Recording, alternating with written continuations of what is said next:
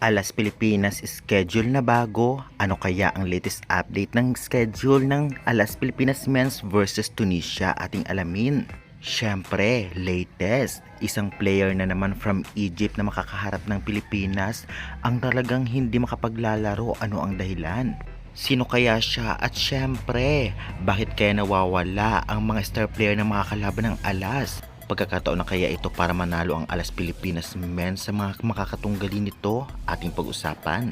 Philippine Women's Volleyball Team Under 18 makapaglalaro at kasali nga dito sa paparating na event o tournament sa bansang Bahrain. Yan po at lahat ating pag-uusapan. Kaya before that guys, please naman don't forget to like, comment, subscribe, and pa-hit notification bell para lagi po kayong updated sa kimabawang video about sa volleyball dito sa Pilipinas. Maraming salamat. Alas Pilipinas Men, siniswerte nga ba dahil isa na namang kapitan dito sa Egypt na isa sa mga makakatunggali nila ang hindi makapaglalaro sa kadahilan ng disciplinary issue. Grabe.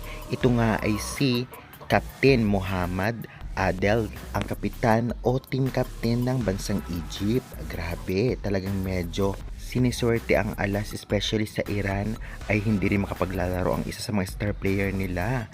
Ngunit alam naman natin kahit wala yung mga ito ay talagang malalakas pa rin ang mga kaharap nila kaya hindi magpakampante. Samantalang ibigay natin ang latest update sa kanilang schedule sa Pool A.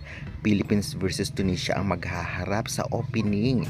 Ito ang mga mangyayari. 4:30 PM, opening ceremony with Boy Next Door. Talaga namang syempre, may inimbitahan at may pa-opening ang mga lolo nyo para sa inaabangang FABB 2025 na talagang gaganapin dito sa Pilipinas. At sa Mall of Asia Arena magaganap ang laban at syempre ang opening.